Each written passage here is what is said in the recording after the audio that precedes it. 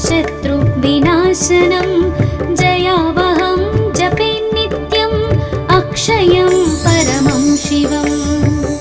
सर्वमङ्गलमाङ्गल्यं सर्वपापप्रणाशनं चिन्ताशोकप्रशमनम् आयुर्वर्धनमुत्तमम्। रश्मिमन्तं समुद्यन्तं देवासुरनमस्कृतं पूजयस्व विवस्वन्तं भास्करं भुवनेश्वरं।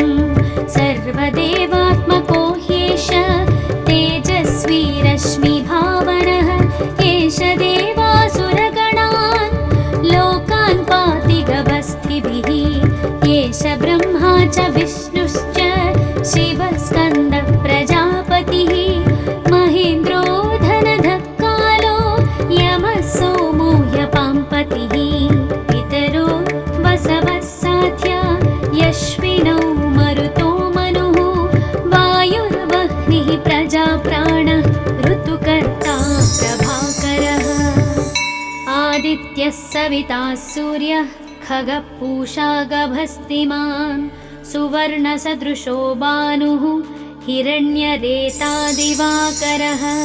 हरितश्वः सहस्राक्षी सप्तशक्तिर्मरीचिमान् तिमिरोन्मन्थनशम्भुः त्वष्टा मार्ताण्डकोशुमान्। हिरण्यगर्भः शिशिरः तपनो भास्करो रविः अग्निगर्भोदितेः पुत्रः शङ्खः शिशिरनाशनः। व्योमनाथस्तमो भेदी ऋग्यजुःसामपारगः घनावृष्टिरपां मित्रः विन्ध्यावेधिप्लवङ्गमः। आतपी मण्डली मृत्युः पिङ्गलः सर्वतापनः कविर्विश्वो महातेजा रक्तः सर्वभवोद्भवः। नक्षत्रग्रहताराणाम् अधिपो विश्वभावनः तेजसामपि तेजस्वी द्वादशात्मन्नमोऽस्तु ते। नमः पूर्वाय गिरये पश्चिमायात्रये नमः ज्योतिर्गणानां पतये दीनाधिपतये नमः।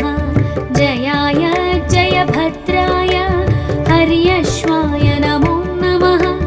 नमो नमः सहस्रांशो आदित्याय नमो नमः।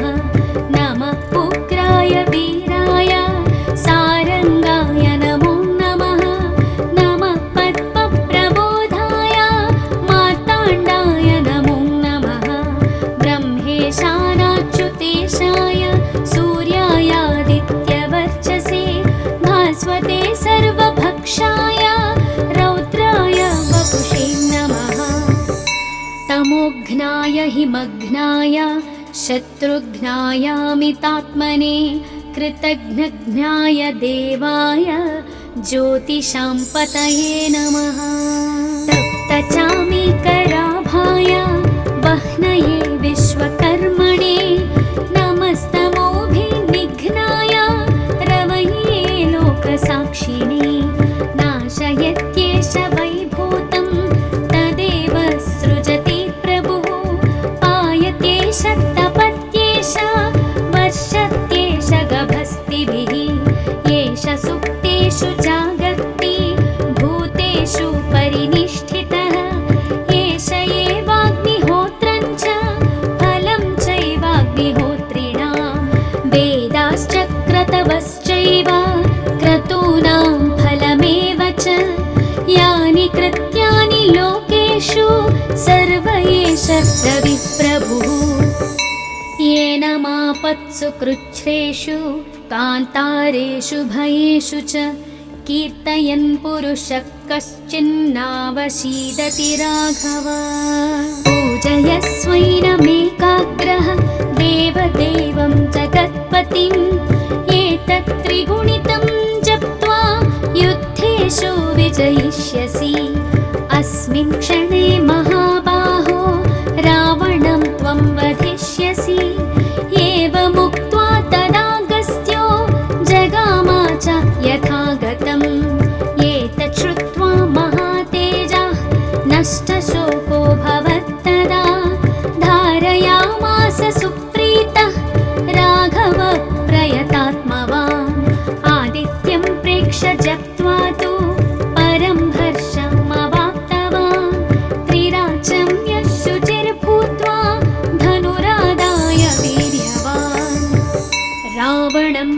विचिन्त्य हृष्टात्मा युद्धाय समुपागमत् सर्वयत्नेन महता वधे तस्य धृतोऽभवत्।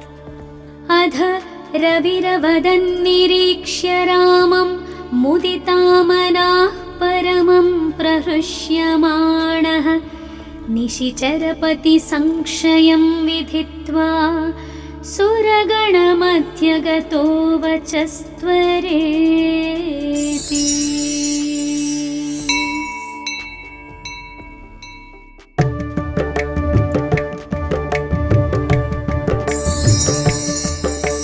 ततो युद्धपरिश्रान्तं समरे चिन्तया स्थितं रावणाञ्चाग्रतो दृष्ट्वा युद्धाय समुपस्थितं दैवतैश्च समागम्य द्रष्टुमभाग्यतोरणम् उपागम्य ब्रवीद् रामम् अगस्त्यो भगवान् ऋषिः राम राम महाबाहो शृणु गुह्यं सनातनं येन सर्वान् नरीन् वत्सा समरे विजयिष्यसि। आदित्यहृदयं पुण्यं सर्वशत्रुविनाशनं जयावहं जपे नित्यम् अक्षयं परमं शिवम्। सर्वमङ्गलमाङ्गल्यं सर्वपापप्रणाशनं चिन्ताशोकप्रशमनम् आयुर्वर्धनमुत्तमम्।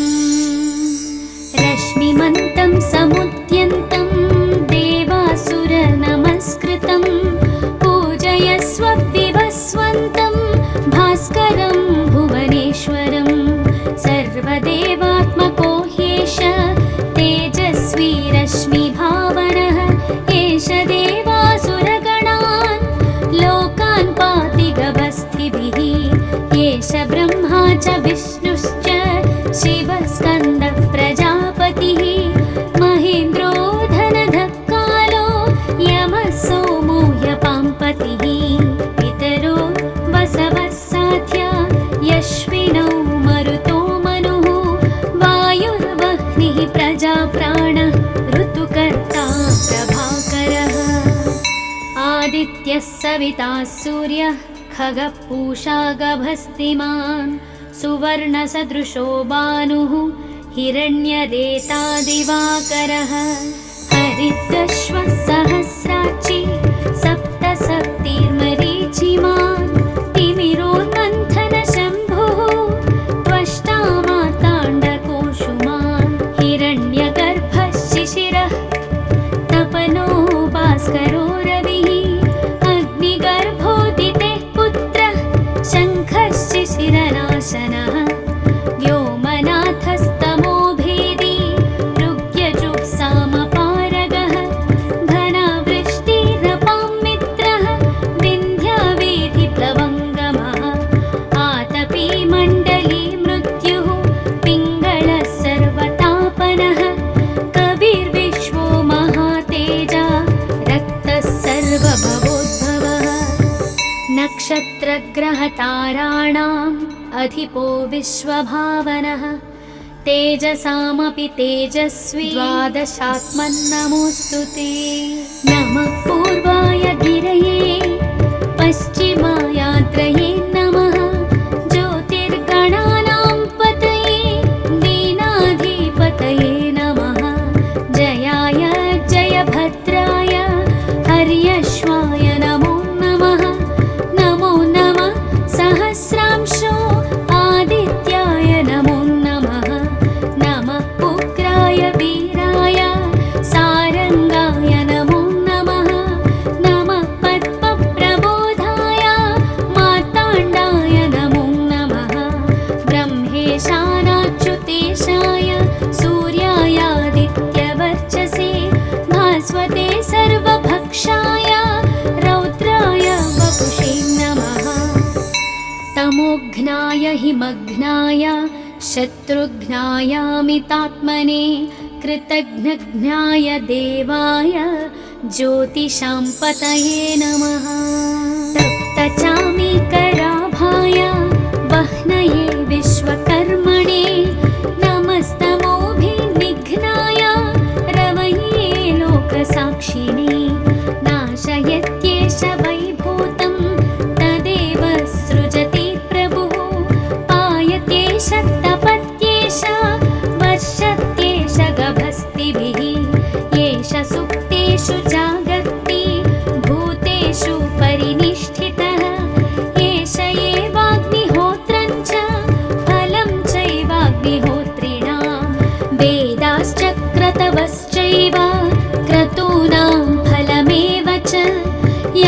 कृत्यानि लोकेषु सर्व एष रविप्रभुः येन मापत्सु कृच्छ्रेषु कान्तारेषु भयेषु च कीर्तयन् पुरुषः कश्चिन्नावशीदति राघव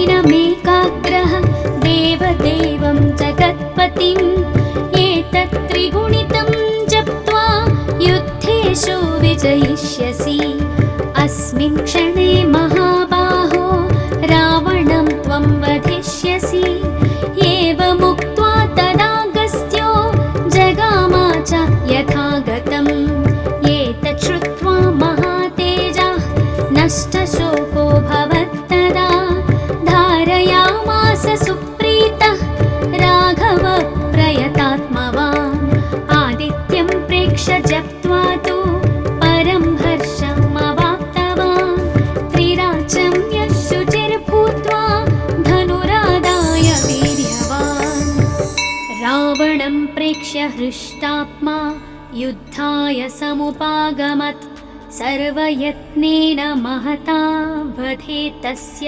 धृतोऽभवत् अध रविरवदन्निरीक्ष्य रामं मुदितामनाः परमं प्रहृष्यमाणः निशिचरपतिसंशयं विधित्वा सुरगणमध्यगतो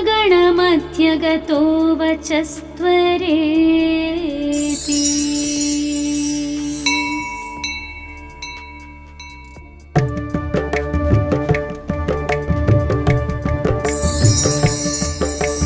ततो युद्धः परिश्रान्तं समरे चिन्तया स्थितं रावणाच्चाग्रतो दृष्ट्वा युद्धाय समुपस्थितं दैवतैश्च समागम्य द्रष्टुमभाग्यतोरणम् उपागम्य ब्रवीद्रामम् अगस्त्यो भगवान् ऋषिः राम राम महाबाहो शृणु गुह्यं सनातनं येन सर्वान् नरीन् वत्सा समरे विजयिष्यसि आदित्यहृदयं पुण्यं सर्वशत्रुविनाशनं जयावहं जपे नित्यम् अक्षयं परमं शिवम् सर्वमङ्गलमाङ्गल्यं सर्वपापप्रणाशनं चिन्ताशोकप्रशमनम् आयुर्वर्धनमुत्तमम् रश्मिमन्तं समुद्यन्तं देवासुरनमस्कृतं पूजयस्व विवस्वन्तं भास्करं भुवनेश्वरं सर्वदेवात्मको ह्येष तेजस्वी रश्मिभावनः एष देवासुरगणान् लोकान् पाति गवस्थिभिः एष ब्रह्मा च विष्णुश्च शिवस्कन्दः प्रजापतिः महेन्द्रो धनधः कालो यमः सोमो ह्यपाम्पतिः पितरो वसवः साध्या यश्विनौ मरुतो मनुः वायुर्वह्निः प्रजाप्राणः ऋतुकर्ता प्रभाकरः आदित्यः सविता सूर्यः खगः पूषा गभस्तिमान् सुवर्णसदृशो भानुः हिरण्यरेता दिवाकरः हरितश्वः सहस्राक्षी सप्तसप्तिर्मरीचिमान् तिमिरोन्मन्थनशम्भुः त्वष्टा माताण्डकोशुमान् हिरण्यगर्भः शिशिरः तपनो भास्करो रविः अग्निगर्भोदितेः पुत्रः शङ्खः शिशिरनाशनः व्योमनाथस्तमो भेदी ऋग्यजुक्सामपारगः घनावृष्टिरपां मित्रः विन्ध्यावेधिप्लवङ्गमः आतपी मण्डली मृत्युः पिङ्गलः सर्वतापनः कविर्विश्वो महातेजा रक्तः सर्वभवोद्भवः नक्षत्रग्रहताराणाम् अधिपो विश्वभावनः तेजसामपि तेजस्वी द्वादशात्मन्नमोऽस्तु ते नमः पूर्वाय गिरये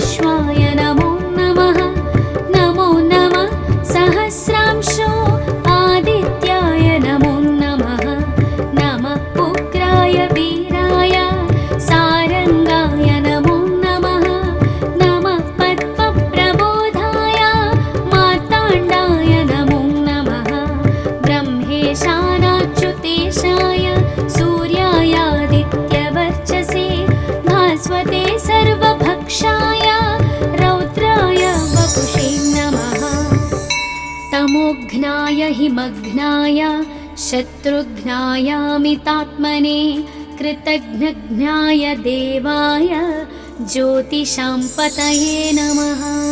तप्तचामीकराभाय वह्नये विश्वकर्मणे नमस्तमोभिनिघ्नाय रवये लोकसाक्षिणे नाशयत्येष वैभूतं तदेव सृजति प्रभुः पायत्येष तपत्येष वर्षत्येष गभस्तिभिः येष सुप्तेषु जागर्ति भूतेषु परिनिष्ठितः एष एवाग्निहोत्रं च फलं चैवाग्निहोत्रिणां वेदाश्च क्रतवश्चैव क्रतूनां फलमेव च यानि कृत्यानि लोकेषु सर्व एष रविप्रभुः येन मापत्सु कृच्छ्रेषु कान्तारेषु भयेषु च कीर्तयन् पुरुषः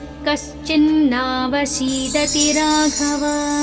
पूजयस्वैनमेकाग्रः देवदेवं जगत्पतिम् एतत् त्रिगुणितं जप्त्वा युद्धेषु विजयिष्यसि अस्मिन् क्षणे महाबाहो रावणं त्वं वधिष्यसि एवमुक्त्वा तदागस्त्यो जगामा च यथागतम् एतत् श्रुत्वा महातेजः नष्टशोको भवत्तदा धारयामास सुप्रीतः राघवः प्रयतात्मवान् आदित्यं प्रेक्ष्य जप्त्वा तु परं हर्षमवाप्तवान् त्रिराचम्य शुचिर्भूत्वा धनुरादाय वीर्यवान् रावणं प्रेक्ष्य हृष्टात्मा युद्धाय समुपागमत् सर्वयत्नेन महता वधे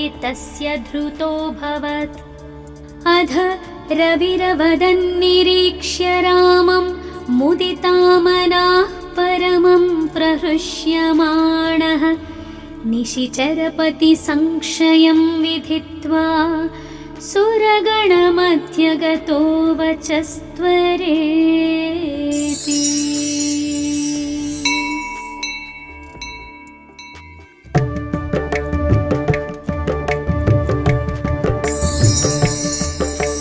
ततो युद्धपरिश्रान्तं समरे चिन्तया स्थितं रावणाच्चाग्रतो दृष्ट्वा युद्धाय समुपस्थितं दैवतैश्च समागम्य द्रष्टुमभाग्यतोरणम् उपागम्य ब्रवीद् रामम् अगस्त्यो भगवान् ऋषिः राम राम महाबाहो शृणु गुह्यं सनातनं येन सर्वान् नदीन् वत्सा समरे विजयिष्यसि आदित्यहृदयं पुण्यं सर्वशत्रुविनाशनं जयावहं जपे नित्यम् अक्षयं परमं शिवम् सर्वमङ्गलमाङ्गल्यं सर्वपापप्रणाशनं चिन्ताशोकप्रशमनम्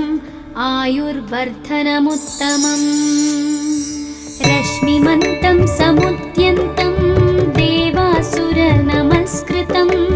पूजयस्व विवस्वन्तं भास्करं भुवनेश्वरं सर्वदेवात्मको ह्येष तेजस्वी रश्मिभावनः एष देवासुरगणान् लोकान् पाति गभस्तिभिः एष ब्रह्मा च विष्णुश्च शिवस्कन्दः प्रजापतिः महेन्द्रो धनधः कालो यमः सोमो ह्यपाम्पतिः पितरो वसवः साध्या यश्विनौ मरुतो मनुः वायुर्वह्निः प्रजाप्राणः ऋतुकर्ता प्रभाकरः आदित्यः सविता सूर्यः खगः पूषा गभस्तिमान् सुवर्णसदृशो भानुः हिरण्यरेता दिवाकरः हरितश्वः सहस्राक्षी सप्तसप्तिर्मरीचिमान् तिमिरोन्मन्द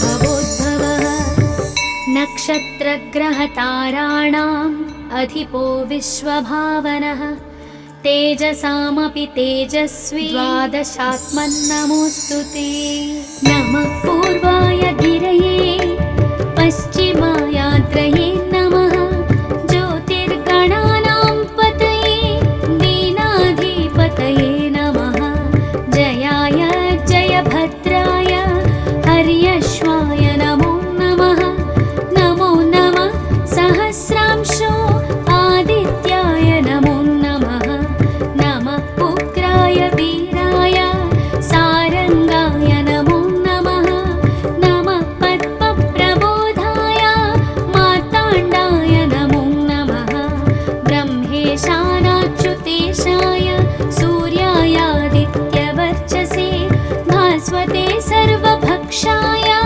रौद्राय वपुषे नमः तमोघ्नाय हिमघ्नाय शत्रुघ्नायामितात्मने कृतघ्नघ्नाय देवाय ज्योतिषां पतये नमः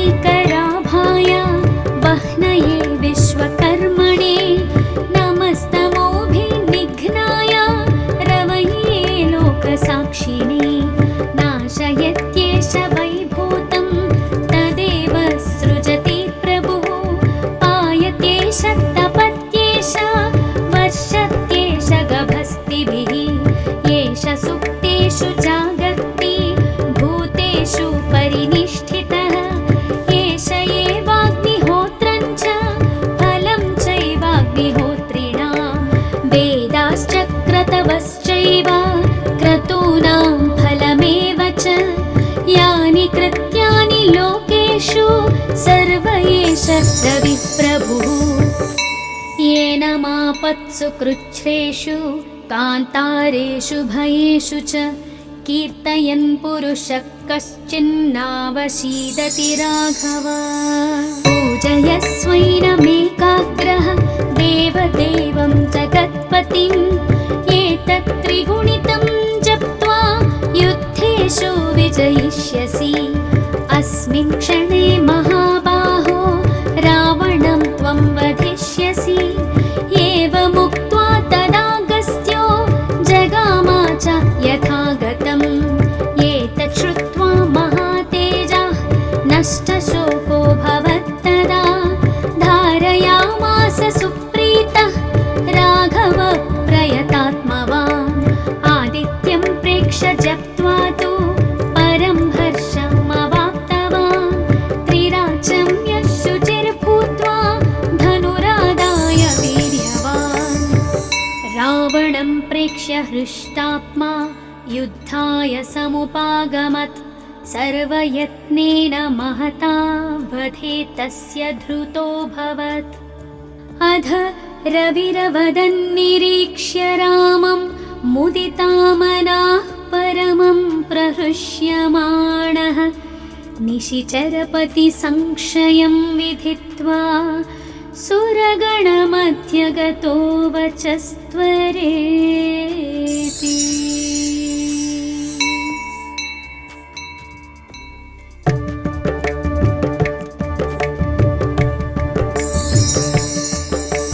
ततो युद्धपरिश्रान्तं समरे चिन्तया स्थितं रावणाञ्चाग्रतो दृष्ट्वा युद्धाय समुपस्थितं दैवतैश्च समागम्य द्रष्टुमभाग्यतोरणम् उपागम्य ब्रवीद्रामम् अगस्त्यो भगवान् ऋषिः राम राम महाबाहो शृणु गुह्यं सनातनं येन सर्वान् नरीन् वत्सा समरे विजयिष्यसि आदित्यहृदयं पुण्यं सर्वशत्रुविनाशनं जयावहं जपे नित्यम् अक्षयं परमं शिवम् सर्वमङ्गलमाङ्गल्यं सर्वपापप्रणाशनं चिन्ताशोकप्रशमनम् आयुर्वर्धनमुत्तमम् रश्मिमन्तं समुद्यन्तं देवासुरनमस्कृतं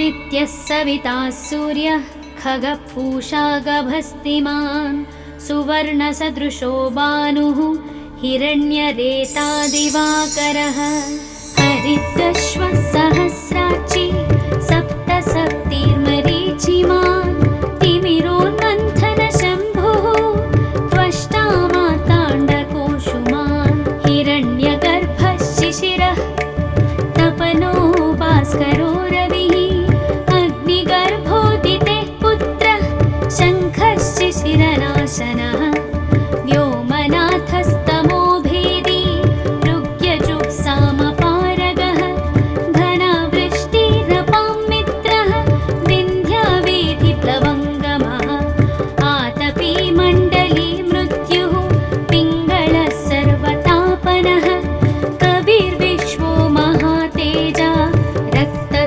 सर्वभवोद्भवः नक्षत्रग्रहताराणाम् अधिपो विश्वभावनः तेजसामपि तेजस्वी द्वादशात्मन्नमोऽस्तु ते नमः पूर्वाय गिरये पश्चिमायाद्रये नमः ज्योतिर्गणानां पतये दीनाधिपतये नमः जयाय जयभद्राय हर्यश्वाय नमो नमः नमो नमः सहस्रांशो आदित्याय नमो नमः नमः उग्राय वीराय सारङ्गाय नमो नमः नमः पद्मप्रबोधाय मार्ताण्डाय नमो नमः ब्रह्मेशानाच्युतेशाय सूर्यायादित्यवर्चसे भास्वते सर्वभक्षाय रौद्राय वपुषे नमः तमोघ्नाय हिमघ्नाय शत्रुघ्नायामितात्मने कृतघ्नघ्नाय देवाय ज्योतिषां पतये नमः तप्तचामीकराभाय वह्नये विश्वकर्मणे नमस्तमोभिनिघ्नाय रवये लोकसाक्षिणे नाशयत्येष वैभूतं तदेव सृजति प्रभुः पायत्येष तपत्येष वर्षत्येष गभस्तिभिः येष सुप्तेषु जागर्ति भूतेषु परिनिष्ठितः एष एवाग्निहोत्रं च फलं चैवाग्निहोत्रिणां वेदाश्चक्रतवश्चैव क्रतूनां फलमेव च यानि कृत्यानि लोकेषु सर्व एष रविप्रभुः येन मापत्सु कृच्छ्रेषु कान्तारेषु भयेषु च कीर्तयन् पुरुषः कश्चिन्नावशीदति राघव पूजयस्वैनमेकाग्रः देवदेवं जगत्पतिम् एतत् त्रिगुणितं जप्त्वा युद्धेषु विजयिष्यसि अस्मिन् क्षणे महाबाहो रावणं त्वं वधिष्यसि एवमुक्त्वा तदागस्त्यो जगामा च यथागतम् एतत् श्रुत्वा महातेजः नष्टशोको भवत्तदा धारयामास सुप्रीतः राघव प्रयतात्मवान् आदित्यं प्रेक्ष्य जप्त्वा तु परं हर्षमवाप्तवान् त्रिराचं यः शुचिर्भूत्वा धनुरादाय वीर्यवान् रावणं प्रेक्ष्य हृष्टात्मा युद्धाय समुपागमत् सर्वयत्नेन महता वधे तस्य धृतोऽभवत् अध रविरवदन्निरीक्ष्य रामं मुदितामनाः परमं प्रहृष्यमाणः निशिचरपतिसंशयं विधित्वा सुरगणमध्यगतो वचस्त्वरेति।